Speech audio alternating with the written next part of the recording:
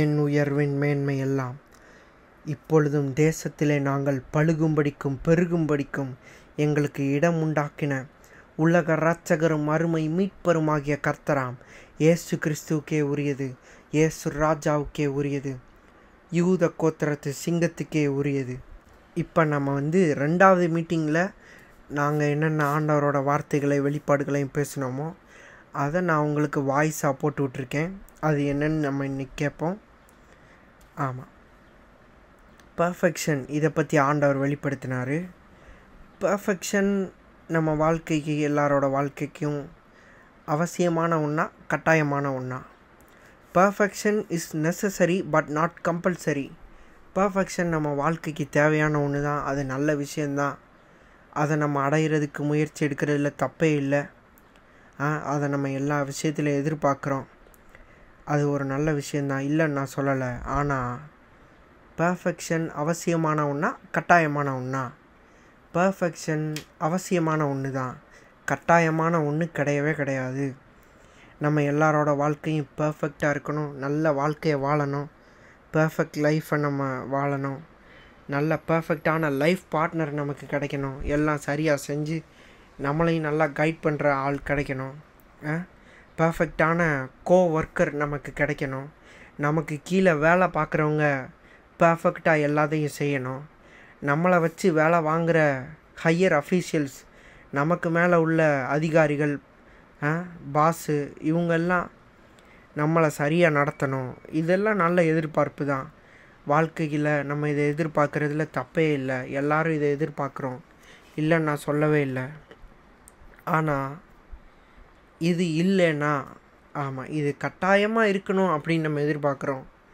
இது இல்லாதப்ப நம்ம அந்த சூழ்நிலைகளையும் அந்த மாதிரி ஆட்களையும் அக்செப்ட் பண்ணுறதுக்கு நம்ம ரெடியாக இருக்கணும். அதனால தான் perfection is necessary but not compulsory. ஏன்னா எல்லாத்தையுமே எல்லாருமே சரியாகவே செஞ்சிட முடியாது. 10 பேர் டயத்துக்கு வர்ற இடத்துல ஒரு 3-4 பேர் லேட்டாக வருவான். பிறந்ததுலேருந்தே நம்ம எல்லாத்தையுமே சரியாக டயத்துக்கே செஞ்சிடுறோமா? பிறந்ததுலேருந்தே நம்ம வேலையை கரெக்டாக செஞ்சிடுறோமா? ஒரு நாள் லீவை போடுறது இல்லையா, ஒரு நாள் தூங்குறது இல்லையா, காலேஜை கட்டடிச்சுட்டு ஒரு நாள் படத்துக்கு போகிறது இல்லையா, ஒரு நாள் பீச்சுக்கு போகிறது இல்லையா?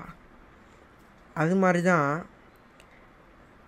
நம்ம வாழ்க்கையில் எல்லாரும் சரியாக நடக்கணும் அப்படின்னு எதிர்பார்க்குறோம். ஆனால் நம்மளுமே அதை பண்ண முடிகிறது இல்லையே.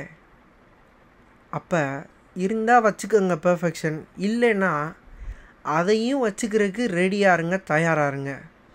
பர்ஃபெக்ஷன் இல்லாத வேலையாட்களோ, பர்ஃபெக்ஷனாக இல்லாத பார்ட்னரையோ, பர்ஃபெக்டாக இல்லாத வாழ்க்கையையோ, பர்ஃபெக்டாக இல்லாத சூழ்நிலைகளையோ, சுச்சுவேஷனையோ, நமக்கு மேலே இருக்கிற அதிகாரிங்களையோ நம்ம அக்செப்ட் பண்ணுறதுக்கு நம்ம வாழ்க்கையில் ரெடியாக இருக்கணும். ஏன்னா ரோபோட் கிடையாது, நம்ம ரோபோட் தான். இப்போ ஃபோனில் நீங்கள் ஒரு அலாரம் செட் பண்ணிங்கன்னா கரெக்டாக அந்த டயத்துக்கு அலாரம் அடிக்கும். எல்லா டயத்துக்கும் அது அலாரம் அடிக்காது. ஏன்னா நீங்கள் அதை அப்படி ப்ரோக்ராம் பண்ணி செட் பண்ணி வச்சிட்டிங்க. இந்த டயத்துக்கு தான் அலாரம் அடிக்கணும், காலையில் 6 மணிக்கு 5 மணிக்கு அப்படின்னு. அதை தாண்டி அது 12 மணிக்கு அடிக்காது, 10 மணிக்கு அடிக்காது. நீங்கள் எந்த டயத்துக்கு அலாரம் வச்சிங்களோ அந்த டயத்துக்கு அடிக்கும்.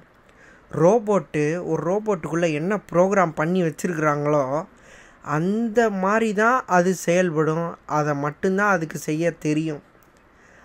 ஆண்டவர் நம்மளை நினச்சிருந்தா நம்மளை ப்ரேயர் மட்டுமே பண்ணுற மாதிரியும், இல்லை பைபிள் மட்டுமே வாசிக்கிற மாதிரியும் நம்மளை ப்ரோக்ராம் பண்ணி நம்மளை உருவாக்கியிருக்க முடியும். ஆனால் அவர் நம்மளை சுயமாக யோசித்து செயல்படுற தன்மையை நமக்குள்ளே கொடுக்குறாரு. அதான் நன்மையும் தீமையும் முன்னாடி வச்சுருக்கிறேன்ப்பா, உனக்கு எது வேணுமோ அதை நீ எடுத்துக்கோப்பான்னு சொல்கிறாரு. என்ன செய்யணும்னு பேசுவார், இதைத்தான் செய்யணும் அப்படின்ற மாதிரி கூட அவர் நம்மளை படைச்சிருக்க முடியும். இதைத்தான் செய்யணும் அப்படின்னு அவர் நம்மள்கிட்ட சொல்கிறது இல்லை. என்ன செய்யணுமோ நீ பார்த்து செஞ்சுக்கோப்பா அப்படின்னு தான் அவர் சொல்கிறார். ரோபோட் தான் பாருங்களேன், அதுக்கு உள்ளே என்ன ப்ரோக்ராம் பண்ணியிருக்காங்களோ அதை மட்டும்தான் அது செய்யும். அதை தாண்டி ஒரு நூல் கணம் கூட அது கூட்டியோ குறைச்சோ வேறு எந்த கிரியையோ வேறு எந்த காரியமோ அதால் செய்ய முடியாது. அதுக்குள்ளே என்ன தன்மையை இந்த வேலையை தான் நீ செய்யணும் அப்படின்னு சொல்லி ஒருத்தன் உருவாக்கினானோ அதை மட்டும்தான் அது செய்யும். நம்ம மனுஷங்க, நமக்கு இதயம் இருக்குது, உணர்ச்சிகள் இருக்குது, ஞானம் இருக்குது, பலன் இருக்குது, சுயமாக யோசித்து முடிவெடுக்கிற தன்மை நமக்குள்ளே இருக்குது. அதை ஆண்டவர் அந்த முடிவுகளையும் மதிக்கிறார். அதனால தான் பர்ஃபெக்ஷன் இல்லாதப்ப நம்ம அக்செப்ட் பண்ணுறதுக்கு ரெடியாக இருந்துக்கணும். அது வாழ்க்கையோ சூழ்நிலைகளோ ஆட்களோ, நம்மளை கூட இருக்கவங்களோ, நமக்கு மேலே இருக்கிற ஆட்களோ, நமக்கு கீழே இருக்கிற ஆட்களோ, எதுவாக இருந்தாலும் அதை நம்ம அங்கீகரிக்கிறதுக்கு தயாராக இருக்கணும்.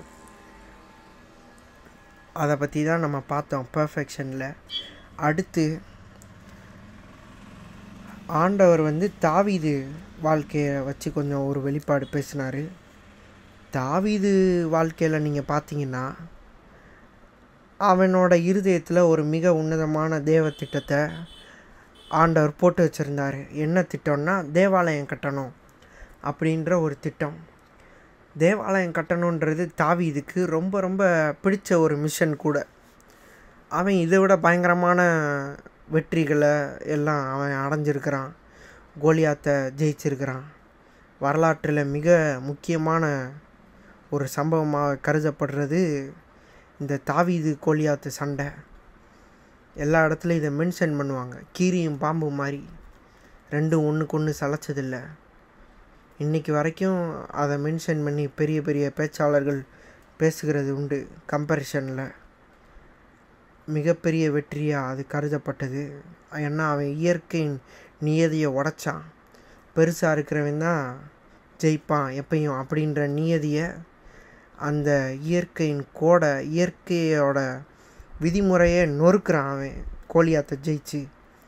அப்பேற்பட்ட மகத்தான வெற்றியெல்லாம் அடைஞ்சிருக்கிறான். எத்தனையோ பேரை அடித்து சரித்து சின்ன பின்னமாக்கி இருக்கிறான். அதெல்லாம் பெரிய வெற்றி தான், இல்லைன்னு சொல்லலை. ஆனாலும் இன்னொரு அதை விட மிக முக்கியமான விஷயம், தேவாலயம் கட்டணுன்ற ஒரு விருப்பத்தை ஆண்டவர் இவன் இருதயத்தில் போட்டு வச்சுருந்தார். இவனுக்கு கூட சர்ச்சுன்னா ரொம்ப பிடிக்கும். அவன் நான் என் படுக்கையாக கட்டிலின் மேல் ஏறுவதும் இல்லை, என் கண்களுக்கு நான் நித்திரையும் உறக்கத்தையும் வரவிடுகிறதும் இல்லை. நான் கேதுரு மரங்களால் ஆன பலகையினால் ஆன வீட்டில் நான் வாசம் பண்ணுறேன். ஆனால் நான் கும்பிட்ற கடவுளுக்கு ஒரு வாசஸ்தலம் இல்லையே, கூடாரம் போட்டுட்டு நம்ம ஜபத்தை போட வேண்டியதாக இருக்குது அப்படின்னு அவன் சங்கீதத்துலலாம் பேசுவான். அதெல்லாம் நம்ம பார்க்க முடியும். ஆனால் தேவாலயத்தை கட்டணுன்ற மிஷனை வாங்கினது இவன் தான். ஆனால் இவன் கட்டலை. ஏன் இவன் கட்டலை? ஏன்னா இவன் எதிரிகளோட மல்லு கட்டுறது, இந்த கோலியாத்து மாதிரி தலைகளோட தலையை எடுக்கிறது, போகிற வரவன் இத்து போனவன் செத்து போனவன் வீணாக போனவன் வீச்சம் எடுத்தவன், இவனுங்களோட மல்லு கட்டி இவனுங்களை பணமாக்குறதுலே இவன் வாழ்க்கை முடிஞ்சு போச்சு. சண்டை சண்டை சண்டை சண்டை. ஆமாம், நோ ரூல்ஸ் ஒன்லி டூல்ஸ். எப்போ பார்த்தாலும் பொருளுங்கையோடு சுற்றுறது, வாழ்க்கை ஃபுல்லாக போராட்டம். கல்யாணம் பண்ணுறதுக்கு இவன் பல கொலையை பண்ணிட்டு வர்றான். சவுலோட ஆர்மியில் சேர்றதுக்கே இவன் ஒரு கொலையை பண்ணி தான் சேர்றான். அந்த கொலை தான் தாவீது கோலியாத்தை அடிச்சுட்டு தான் சேரவே செய்கிறான். ஒரு சண்டையில் தான் ஜாயிண்டே ஆகிறான். வாழ்க்கையே இவன் யாருன்னே எப்படி வெளியே தெரிஞ்சதுன்னா கோலியாத்தோட தலை எடுத்ததுக்கப்புறம் தெரிஞ்சுது. இப்போ இவனுங்க பின்னாடி இவனுங்க பின்னாடியே இவன் சுற்றிட்டு இருந்ததுனால இவன் இந்த ஆலயத்தை கட்ட முடியாமல் போயிடுச்சு. மிக மிக முக்கியமான மிஷன் இது ஆண்டவர் அவனுக்கு கொடுத்தது. இவன் நிறையா ரத்தம் சிந்தினதுனால நீ கட்ட வேணாம்ப்பா, உன் பிள்ளை அதை கட்டட்டும் அப்படின்னு சொல்லிடுவார் ஆண்டவரும். அது ரிசல்ட்டு அவன் பிள்ளை கட்டினதுனால இன்னும் பயங்கரமாகவும் வந்துச்சு, நான் இல்லைன்னு சொல்லலை. ஆனால் மிஷனை வாங்கினது தாவீது தானே. இப்போ நம்ம வாழ்க்கையிலையும் இவனை வச்சு நம்ம பார்த்தோன்னா, இப்போ நான் உங்களுக்கு ஒரு வேலை கொடுக்குறேன். நீங்கள் அந்த வேலையை செய்கிறதுக்கு போகிறீங்க. போகிற வழியில் ஒருத்தன் வண்டியில் அடிச்சிட்டான்னு அவன்கிட்ட சண்டையை போட்டுட்டு ஒரு 3 மணி நேரம் 4 மணி நேரம் டைம் வேஸ்ட் பண்ணிட்டீங்கன்னா, நான் சொன்ன வேலையை நீங்கள் எப்படி செஞ்சு முடிக்க முடியும்? போகிற வழியில் ரோடு கிராஸ் பண்ண தெரியாதவன் வருவான், ரோடை பார்க்காம கிராஸ் பண்ணுறவன் வருவான், 10 பிள்ளைய பார்க்கணுன்னே வண்டியை ஓட்டுற அண்ணாடையும் வருவான். அவனுங்களெல்லாம் தாண்டி தான் நம்ம ஒரு மிஷனையே முடிக்கிறதுக்கு போகிறோம். ஆனால் கூட பாருங்கள், இவனுங்களை மாதிரி ஆட்களெல்லாம் நம்ம அவாய்ட் பண்ணிடணும். 7.5 குட்டன்னே எவனாவது வேறு வருவாங்க. அவன் பண்ணியிருப்பான் தப்பு, நம்மளை வந்து சொல்லுவான் நீ சரியாக வரலடா அப்படின்ட்டு. லைஃப்பும் அதே மாதிரி தான். இவன் வந்து இந்த மாதிரி ஆட்களோட மல்லு கட்டி இவனுங்க தலை எடுக்கிறது, இவனுங்களை கொலை பண்ணுறது, இதிலே இவன் லைஃபு காணாமல் போயிடுச்சு. லைஃப்பை தொலைச்சிட்டியடா, வாழ்க்கையை தொலைச்சிட்டியடா. இப்போ இவன் சர்ச்சு கட்டியிருந்தான்னா அது நின்று பேசியிருக்கோம். இப்போ இந்த மாதிரி அச்சீவ்மெண்ட்டும் நின்று பேசுது, நான் இல்லைன்னு சொல்லலை. ஆனால் அது கடவுள் கொடுத்த மிஷன் இல்லையா? அதை அவன் மிஸ் பண்ணிட்டான். அந்த மிஷனை நிறைவேற்றுறதுக்கு, மிக உன்னதமான தேவ திட்டத்தை நிறைவேற்றுறதுக்கு. நம்ம வாழ்க்கையிலையும் அதே மாதிரி தான். நம்ம வந்துட்டு போகிறவன் வரவனோட வாதாடுறது, வழக்காடுறது, மல்லு கட்டுறது, இவனுங்க வாயை உட்காந்து பார்த்துக்கிட்டு இருக்கிறது, இத்து போனவன், செத்து போனவன், வீணாக போனவன், தலையில் சரக்கு இல்லாதவன், இவனுங்களோட வாதாடுறது, வழக்காடுறது, மல்லு கட்டுறது நம்ம வேலை கிடையாது. நம்ம டைரெக்டாக நம்ம எங்கே போகிறோம், நமக்கு என்ன மிஷன் ஆண்டவர் கொடுத்துருக்காரு அதை பார்த்து போய்கிட்டே இருக்க போகிறோம். நம்ம கண், நம்ம பார்வை எல்லாமே நம்ம இலக்கு மேலே தான் இருக்கணும். ஆண்டவர் நம்ம இருதயத்தில் என்ன போட்டு வச்சுருக்கிறார், கனவு, தரிசனம், சொப்பனம், அது மேலே தான் இருக்கணும். அதான் வில் பயிற்சி நடக்கும்போது 2 பேர் எய்ம் பண்ணி பார்த்துக்கிட்டு இருக்கானுங்க இலக்கை. ஒருத்தன்ட்ட கேட்குறான், உனக்கு என்னப்பா தெரியுது அப்படின்னு. அவன் என்ன சொல்கிறான், எனக்கு வந்து இலை தெரியுது, மரம் தெரியுது, நல்லா ஜில்லு ஜில்லுன்னு காற்று வருது, பின்னாடி கொஞ்சோண்டு தண்ணி இருக்குது, அங்கிட்டு ஆமாம் ஏகப்பட்ட ரொம்ப டீட்டெயில்டாக சொல்கிறோன்னு சொல்லிட்டு இவன் அந்த அணில் தாவுது, குரங்கு உட்காந்துருக்கு அங்கே, இது எல்லாமே இவன் சொல்லிக்கிட்டு இருக்கான். இன்னொருத்தனை, உனக்கு என்னப்பா தெரியுது, ஆமாம் எனக்கு அந்த புறாவோட கண்ணு தான் சார் தெரியுது அப்படின்னு சொல்கிறான். நல்லா பார்த்து சொல்லுப்பா, வேறு எதுவுமே தெரியலையா? எனக்கு வேறு எதுவுமே தெரிய மாட்டேங்குது. ஆமாம் எனக்கு கண்ணை மூடுனா கனவுல சர்ச்சு தான் சார் தெரியுது அப்படின்றான் அவன். என்னை மாதிரியா? அவன் இலக்கை பார்த்துட்டு எனக்கு அதோட கண்ணு தான் சார் தெரியுது. ஆமாம் இப்போ நீ அட்றா அம்பை அப்படின்னு முதல்ல பார்த்த அம்பு எங்கேயோ மிஸ் ஆயிடுச்சு, இலக்கு மேலே படவே இல்லை. இவன் அட்றா அம்பை எடுத்து அப்படின்னு 2வது ஆளை விட்டான்னா அம்பு போய் அடித்து தலை செதறிடுச்சு, இலக்கு விழுந்துருச்சு, குறி ஆமாம் தப்பவே தப்பலை. அப்போ நம்மளோட ஃபோக்கஸும் அதே மாதிரி தான். அவர் focus should only on be what God promised to us. நம்ம வாழ்க்கையில் ஆண்டவர் என்ன நமக்கு வாக்கு பண்ணாரோ அது மேலே மட்டும்தான் நம்ம கண் இருக்கணும். வேறு எது மேலேயும் நம்ம கண் இருக்கவே கூடாது. நம்ம ஃபோக்கஸை எங்கிட்டு திருப்பிடக்கூடாது. இந்த எதிரிகள், பிரச்சனைகள், போராட்டங்கள், இது எல்லாமே நம்மளை டிஸ்ட்ராக்ட் பண்ணுறதுக்கு தான். ஏன்னா நம்ம இலக்கை நோக்கி போய்கிட்டு இருக்கோம், ஆண்டவரோட திட்டத்தை செயல்படுத்திக்கிட்டு இருக்கோம், ஆண்டவர் நமக்கு கொடுத்த மிஷனை நம்ம செயல்படுத்திக்கிட்டு இருக்கிறோம். அதுக்கு நமக்கு துணை இருக்கிறாரு. அதுக்கு நேராக நீதியின் பாதையில் ஜீவனுக்கு நேராக நம்மளை நடத்திக்கிட்டு இருக்கிறாரு. அப்போ நம்மளை டிஸ்ட்ராக்ட் பண்ணுறது இத்து போனவன் செத்து போனவனுங்களை வச்சு, அதுக்கெல்லாம் நீங்கள் வந்துட்டு இடம் கொடுக்காதீங்க உங்கள் வாழ்க்கையில். our focus should be only on the target. நம்ம ஃபோக்கஸ் எப்போவுமே டார்கெட் மேலே மட்டும்தான் இருக்கணும். என்ன தெரியுதுன்னு கேட்டால், எனக்கு ஆண்டவர் என்ன வாக்கு பண்ணாரோ அதுதான் தெரியுது, அப்படி தான் சொல்லணும். நீங்கள் வேறு எதுவுமே தெரியக்கூடாது நமக்கு. அடுத்து, அன்பில்லாதவன் தேவனை அறியான், தேவன் அன்பாகவே இருக்கிறார் அப்படின்னு வேதம் சொல்லுது. இப்போ அடுத்து இதை பற்றி பார்ப்போம். அன்பில்லாதவன் தேவனை அறியான்னா, அன்பே இல்லாதவன் இருக்கிறவன் வந்து கடவுளை பற்றி, கடவுள் யாருன்னே தெரிஞ்சுக்கல. ஒருத்தன் நல்லா நிறைய அன்பாக இருக்கான்னா அவன் ஆண்டவரை பற்றி நல்லா அறிஞ்சு தெரிஞ்சுக்கிட்டவனா மட்டும்தான் இருக்க முடியும். ஏன்னா அவர் எனக்காக எவ்வளோ பெரிய தியாகத்தை செஞ்சுருக்கிறாரு. கடவுளை பற்றின அறிகிற அறிவு கூடும்போது நமக்குள்ளே அன்பு பெருக ஆரம்பிச்சிருது. நம்மளை காரணமே இல்லாமல் இவ்வளோ பெரிய கடவுள் நேசிக்கிறாரு. நம்ம அம்பஞ்சல்லிக்கு பிரயோஜனம் இல்லாத அப்போ கூட அவர் நம்மளை நேசிக்கிறாரு, ரத்தம் செஞ்சுருக்கிறாரு நமக்காக. எவ்வளோ பாடுகளையும் அக்கிரமங்களையும் அவர் நமக்காக சுமந்திருக்கிறாரு.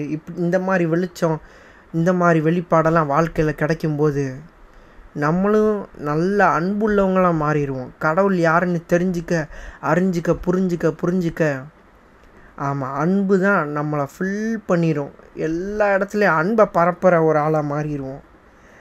அப்போ இன்னொரு இடத்துல நீங்கள் பார்த்தீங்கன்னா, கர்த்தருக்கு பயப்படுகிறது ஞானத்தின் ஆரம்பம் அப்படின்னு வேதம் சொல்லுது.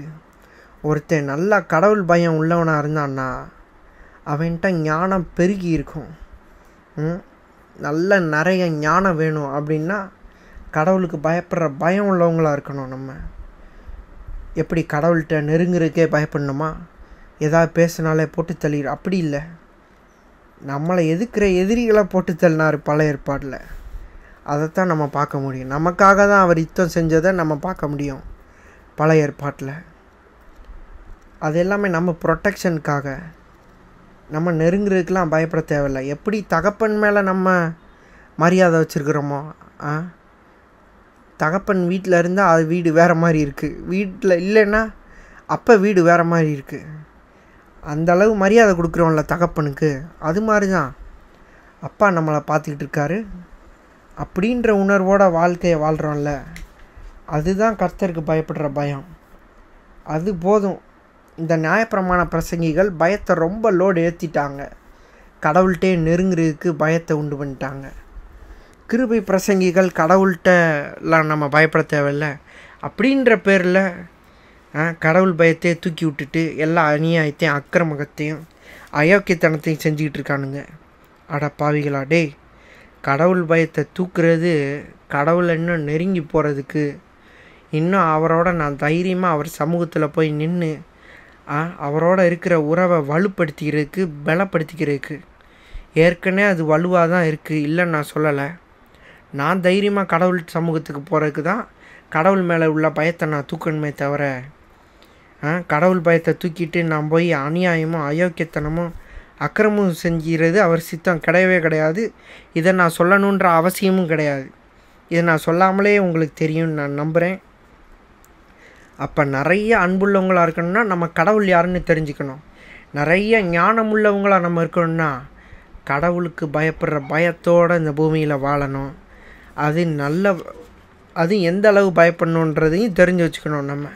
இப்போ கடைசி ஒரு வெளிப்பாடை நம்ம பார்த்துருவோம். என்னென்னா, மோசேவை ஆண்டவர் எகிப்தில் இஸ்ரேல் ஜனங்கள் அடிமையாக இருக்காங்க, அவங்கள மீட்டெடுக்கிறதுக்காக பார்வோன்ட்ட என் ஜனங்களை அனுப்பிடு அப்படின்னு சொல்லி மோசேவை போய் கேட்க சொல்கிறாரு. மோசேவை இந்த சைடு இருந்து ஆண்டவர் தான் அனுப்புகிறாரு. அதை நம்ம தெளிவாக பார்க்க முடியும். அங்கிட்டு பார்வோனோட இருதயத்தை கடினப்படுத்தி மோசேவை 10 தடவை அனுப்புகிறதும் ஆண்டவர் தான். பார்வோனோட இருதயத்தை 10 தடவையும் கடினப்படுத்தி மோசேக்கு பார்வோனை நோ சொல்ல வச்சதும் அதுவும் ஆண்டவர் தான். எதிரியோட இருதயத்தை கடினப்படுத்துகிறத இங்கே நம்ம ரொம்ப நல்லா பார்க்க முடியும். எதிரி இப்போ யாருக்கு எதிர்த்து நிற்கிறான்? மொத்த இஸ்ரேல் ஜனங்களுக்கும் எதிர்த்து நிற்கிறான். அவன்கிட்ட பட்டயம் இருக்குது, பணம் இருக்குது, பல வருஷம் அடிமைப்படுத்தி வச்சுருக்கிறான். இப்போ இவங்க எல்லாரும் வெளியே போகணும். அதுக்காக மோசே ஜனங்களை அனுப்பிடு அப்படின்னு கேட்டு நின்றுக்கிட்டு இருக்கிறான். ஆனால் இங்கே நீங்கள் தெளிவாக பார்க்க முடியும். இங்கே ஆண்டவர் தான் மோசேவையும் அனுப்புகிறாரு, பார்வோனை ஆண்டவர் தான் நோவும் சொல்ல வைக்கிறாரு. அவருக்கு என்ன வேறு வேலை இல்லையா? இந்த 10 வாதையும் எகிப்தில் எதனால் வந்தது அப்படின்னு நீங்கள் பார்த்தீங்கன்னா, 10 தடவையும் இவன் நோ சொன்னதுனால ஆண்டவர் என்ன நோக்கத்துக்காக மோசே அனுப்புனாரோ அதுக்கு எல்லாத்துக்கும் அவன் நோ சொல்லி மோசேவை திருப்பி அனுப்புனதுனால அந்த 10 வாதையும் நடக்கும்.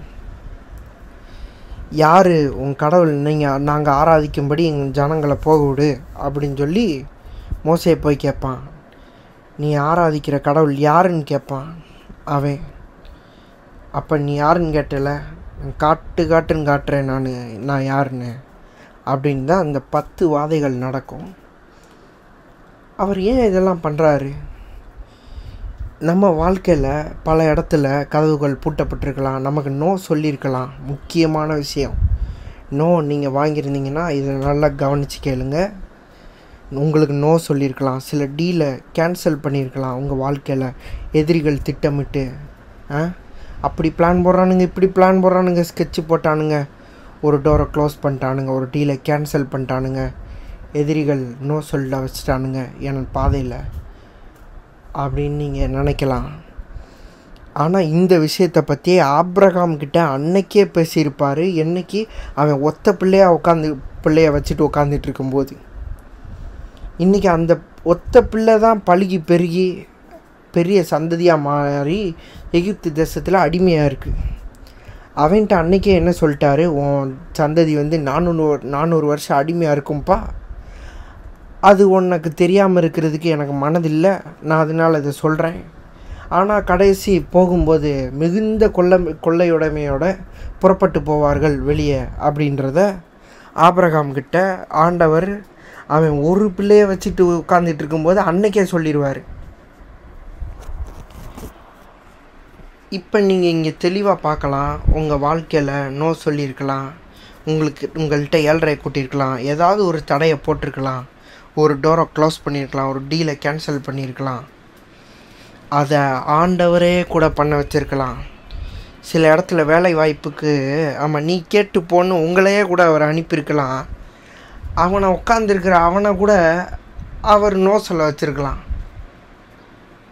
இன்றைக்கி நோ சொல்கிறான்றதுனால என்றைக்குமே அவன் நோ தான் சொல்லுவான் அப்படின்னு அர்த்தம் கிடையாது. எந்த பார்வன் நோ சொல்லானோ அவனை நோ சொல்ல வச்சதும் ஆண்டவர் தான். அதே பார்வோனை எஸ் சொல்ல வச்சதும் ஆண்டவர் தான்.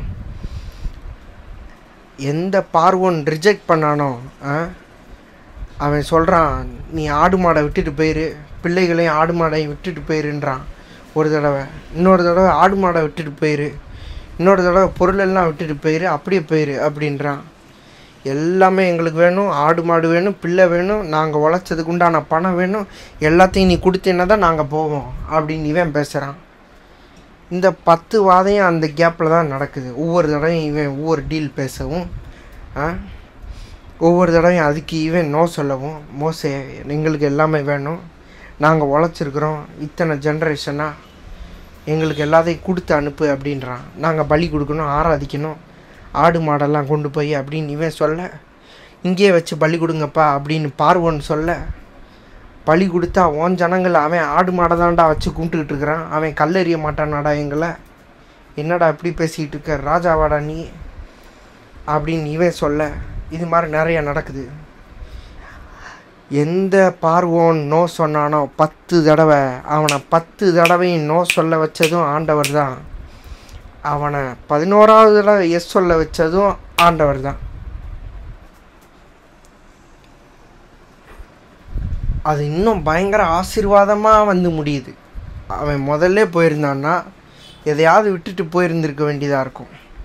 ஒன்று பிள்ளைகளையோ, இல்லைன்னா ஆடு மாடுகளையோ, இல்லைன்னா பொருளையோ எதையாவது விட்டுட்டு போயிருக்க வேண்டியதாக இருக்கும். ஆனால் இந்த 10வது தடவை அத்தனை எகிப்து பிள்ளைகளும் மூத்த பிள்ளைகளும் சங்கரிக்கப்படுறார்கள். தேவ தூதர்கள், ஆண்டவரே கத்தி பிடிச்சிட்டு உள்ளே இறங்குறாரு. பட்டயத்தை உருவி நான் உள்ளே உலாவுவேன் அப்படின்னு பட்டயத்தோடு நான் இறங்கி உள்ள அங்கே தான் தீங்கு செய்யும் தேவ தூதர்கள், சங்காரக்காரர்கள், வில்லனிசம் வித்து உள்ள தூதைங்க இறங்குறாங்க. போட்டு தள்ளுறது தான் அவங்க வேலையை. இவங்க இறங்கி எகிப்தில் உள்ள அத்தனை மூத்த பிள்ளைகளையும் வெட்டி சரிச்சிடுறாங்க, தலைப்பிள்ளையும். 10வது வாதை, 10 வாதைகளில் தண்ணி ரத்தமாக மாறுறது, கல் மழை பொழிகிறது, என்னென்னமோ நடக்குது. மகா இருள் உண்டாகிறது எகிப்தில் மட்டும், அதுவும் எகிப்து ஜனங்களுக்கு மட்டும். அக்கினியும் இடி முழக்கங்களோட கல்மழை பொழிகிறது. அக்கினி கலந்து அப்படியே கல் உருண்டு வருமா. அக்கினியோட தவளைகள் எல்லாம் அவனுங்க மேலே ஏறுறது, என்னென்னமோ கெடுதல் நடக்கும் அங்கே 10 வாதையில்.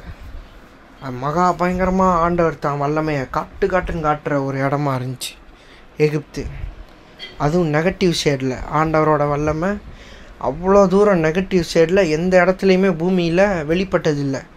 எகிப்து தான் ஒரு மெயினான இடம். எகிப்தை இன்னொன்று அவர் விட்டு வச்சதுக்கு காரணம், எகிப்தெல்லாம் அப்படிலாம் ஒரு நாடு கிடையவே கிடையாது. இவனுங்க சும்மா ஏதாவது அளந்து விட்டுட்ருக்கானுங்க. இப்படி 10 வாதையெல்லாம் நடக்குமா? இவனுங்க வேறு ஏதாவது இன்றைக்கி திருச்சி வேறு ஏதாவது ப்ராடாக பேசிக்கிட்டு இருப்பானுங்க. ப்ராடு விடுறதுக்கு இவனுங்களுக்கு என்ன கோடா போட்டு வைக்கணும்? எப்படி வேணால் ப்ராடு விடுவான். எதை எங்கே வேணால் கொண்டு போய் கனெக்ட் பண்ணுவான் அவன் ப்ராடு பையன். அதனால தான் எகிப்தை சாட்சியை விட்டு வச்சது. ஆமாம், அங்கே அடித்த அடி. ஆமாம், இஸ்ரவேல்னால் யாருன்னு போய் எகிப்தில் போய் கேளு. ஆமாம், அவன் கண்ணில் உள்ள பயம் சொல்லும் இஸ்ரவேல்னா யாருன்னு, நம்ம கடவுள் யாருன்னு. ஆமாம், அவன் பார்க்குற பார்வையிலே நம்ம கண்டுபிடிச்சிடலாம். அந்த அடி வாங்கினானுங்க அவனுங்க எகிப்து ஜனங்கள். எந்த டீலை, ஆமாம், ஒரு டீல் உங்களுக்கு டிலே ஆகலாம், ஒரு டோர் திறக்கிறதுக்கு டைம் ஆகலாம், இல்லை ஒரு வேலை கிடைக்கிறதுக்கு உங்களுக்கு டைம் ஆகலாம், ஒரு உயர்வு வர்றதுக்கு உங்களுக்கு லேட் ஆகிட்டு இருக்கலாம், கொஞ்சம் டிலே ஆகுது. ஏன் அந்த டிலே ஆகுதுன்னா, ஆண்டவர் உங்களுக்கான முழு ஆசீர்வாதத்தையும் கொண்டு வந்து சேர்க்கும்படிக்கு அவர் இந்த டிலே பண்ணிகிட்ருக்கிறார். உங்களோட பொருளில் ₹1 கூட ஆமாம் அவர் எதிரிகள் வச்சுக்கிறதுக்கு விடவே மாட்டார். அதனால தான் அந்த டிலே நடக்குது. அது இன்னும் ஆசீர்வாதமாக அமைய போகுது. இன்னும் அந்த கதவு மகிமையாக திறக்க போகுது. இன்னும் அந்த டீல் இன்னும் மகிமையாக முடிய போகுது. நீங்கள் எதிர்பார்க்காத அளவுக்கு, நீங்கள் ஆச்சரியப்படுற அளவுக்கு ஆச்சரியமாக நடக்க போகுது அந்த விஷயம். இன்னும் அந்த உயர்வு மகா பயங்கரமாக சம்பவிக்க போகுது. இன்னும் அந்த வெற்றி நீங்கள் கனவுல கூட நினச்சி பார்க்க முடியாத அளவுக்கு உங்களுக்கு ஆசீர்வாதமாக அமைய போகுது. அதனால தான் அந்த டிலே நடக்குது. சில நேரம் நம்ம வாழ்க்கையில் அந்த டிலே ஏன் வருது? கதவு திறக்கிறதுக்கு டிலே ஆகுது. டீல்கள், நம்ம சில டீல்கள் சில இடத்துல அப்ரூவல் கிடைக்கிறதுக்கு டிலே ஆகுது. சில இடத்துல வந்துட்டு நம்ம ஒரு டீல் பேசி வச்சுருப்போம், அது ஆப்ரேட் ஆகிறதுக்கு அது கொஞ்சம் டிலே ஆகுது. சில இடத்துல வேலை கிடைக்கிறதுக்கு டிலே ஆகுது, ப்ரொமோஷன் கிடைக்க டிலே ஆகுது. ஆமாம், அது இன்னும் 1000 மடங்கு கோடி மடங்கு நம்ம நினச்ச மாதிரி அது நிற்க போகிறது கிடையாது, நடக்க போகிறது கிடையாது. எப்படி ஆண்டவர் நினச்சாரோ அது மாதிரி பரிபூரண ஆசீர்வாதங்களை, பரிபூரண நன்மைகளை, மிகுந்த கொள்ளை உடைமைகளோடு அவர்கள் புறப்பட்டு போவார்கள் அப்படின்னு ஆண்டவர் எப்படி ஆபிரகாமுக்கு சொன்னாரோ அதே மாதிரி மிகுந்த ஆசீர்வாதமாக, மிகுந்த மகிமையாக, மிகுந்த மேன்மையோட, மிகுந்த தேவனுடைய நாமத்தின் மகிமைக்கு எதுவாக அந்த காரியங்கள் எல்லாம் நிறைவேற போகுது. அதனால தான் அந்த டிலே நடக்குது. அதுக்கு ஆண்டவர் என்ன பண்ணுறாரு? பிஹைண்ட் த சீன்ஸில் அவர் நமக்காக ஒர்க் பண்ணிகிட்ருக்கார். அதை நம்ம தெரிஞ்சுக்க வேண்டிய அவசியமாக இருக்குது. ஏன் டிலே ஆகுது? சில பேர் தடுத்துட்டானுங்க. எந்த கதவு பூட்டப்பட்டிருக்கோ அதே கதவை அவர் திறக்க வைப்பார். இன்னும் மகிமையாக, இன்னும் ஆசீர்வாதமாக, இன்னும் சரியான நேரத்தில், இன்னும் மேன்மையாக அந்த கதவை நமக்கு திறப்பார். எந்த ஆட்கள் ரிஜெக்ட் பண்ணானுங்களோ அதே ஆட்களை அங்கீகரிக்க வைப்பார். எந்த டீல்கள் கேன்சல் ஆச்சோ அதே டீலை இன்னும் மகிமையாக, இன்னும் மேன்மையாக அவர் முடிக்க கிருபை செய்வார். கர்த்தர் துணை செய்வார். எந்த இடத்துல நம்ம நோ வாங்கினோமோ அதே இடத்துல கூட ஆண்டவர் நமக்கு இன்னும் மேன்மையோட, மகிமையோட நமக்கு அங்கே அப்ரூவல் வாங்கி கொடுப்பாரு. அதுக்கு நமக்கு ஆண்டவர் துணை செய்வார். ஆண்டவர் கிருபை செய்வார். வழிவாசல்களை திறப்பார். எப்படி எகிப்து ஜனங்களை விடுவிச்சாரோ அதே மாதிரி நமக்கு விடுதலை தருவார், உயர்வை தருவார், வளர்ச்சியை தருவார், வெற்றியை தருவார், மேன்மையும் மகிமையும் ஆண்டவர் நிச்சயமாக உங்கள் வாழ்க்கையில் கட்டளையிடுவார். இப்போ நம்ம ஒரு ப்ரேயர் பண்ணி முடிச்சிடலாம். சர்வ வல்லவரே, சாவை வென்றவரே, இந்த ஆடியோ கேட்குற ஒவ்வொரு ஆத்மாவையும் உங்கள் கரத்தில் தாழ்த்தி ஒப்பு கொடுக்குறோம். ராஜாதி ராஜாவே, இயேசு ராஜாவே, கர்த்தர் நீர் இரட்டிப்பான நன்மையை தருவேன், இன்றைக்கே தருவேன் என்ற வார்த்தைகளின்படி நீர் இதை கேட்குற ஒவ்வொருத்தரோட வாழ்க்கையிலையும் கர்த்தர் நீர் அந்த வார்த்தைகளை கிரியை செய்ய பண்ணுவீராக. தேவனாகிய கர்த்தர் இயேசு ராஜா, நீர் இவர்களுடைய இருளை வெளிச்சமாக்குவீராக. இவர்கள் அலங்கத்திற்குள்ளே சமாதானமும் இவர்கள் அரண்மனைகளுக்குள்ளே சுகமும் தங்கியிருக்கட்டும். தேவ திட்டத்தை எதுவும் இவர்களுடைய வாழ்க்கையில் நிறுத்த முடியாது என்பதை விளங்க பண்ணுவீராக. எல்லா தேவனுடைய நன்மைகளும், தேவனுடைய ஐஸ்வர்யமும், ஆசீர்வாதமும், தேவ சமாதானமும் இவர்களை நிரப்பட்டும். இன்று என்றும் தேவ துணை இவர்களுக்கு உண்டாகட்டும். என்றென்றும் தேவ ஆவியானவரோட நடத்துதல் உண்டாகட்டும். தேவனாகிய கர்த்தர் நீர் பெரிய காரியங்களை இவர்களுடைய வாழ்க்கையில் கர்த்தர் நீர் செய்தருளுவீராக. நாங்கள் நினைக்கிறதற்கும் வேண்டுகிறதற்கும் மிகவும் அதிகமாய் கிரியை செய்கிற வல்லமையுள்ள தேவன் நீர் துணை இருக்கிறீர், நீர் நடத்துகிறீர் என்பதை இவர்கள் வாழ்வில் இன்றும் என்றும் என்றென்றும் விளங்க பண்ணுவீராக. இவர்கள் துக்க நாட்கள் முடிந்து போகட்டும். இயேசு கிறிஸ்துவின் நாமத்தினால உங்கள் கரத்தில் அத்தனை ஆத்துமாவையும் பேராக ஒப்பு கொடுக்குறோம். ராஜாதி ராஜா, தேவனாகிய கர்த்தர் நீர் தமது பார்வைக்கு நலமானதை செய்தருளுவீராக. ஆர்மி ஆஃப் த ஹெவனோட பாதுகாப்பும் துணையும் தயவும் அன்பும் இரக்கமும் இவர்களுக்கு இன்றும் என்றும் என்றென்றும் உண்டாகட்டும். இயேசு கிறிஸ்துவின் நாமத்தினால் அத்தனை பேரை உங்கள் கரத்தில் ஒப்பு கொடுக்குறோம். தேவனாகிய கர்த்தர் யெகோவா ஈரே, நீர் எல்லாவற்றையும் பார்த்து கொள்கிறவராக இருக்கிறீர் என்பதை விளங்க பண்ணுவீராக. கர்த்தருடைய பர்வதத்திலே எல்லாம் பார்த்து கொள்ளப்படும் என்ற வார்த்தைகளின்படி இயேசுவின் நாமத்தினால் உண்டாகட்டும். இயேசு கிறிஸ்துவின் மூலம் என்னாலும் எங்கள் சத்தத்துக்கு செவி கொடுக்கிற எங்கள் ஜீவனுள்ள நல்ல நல்ல நல்ல பிதாவே, ஆமேன்.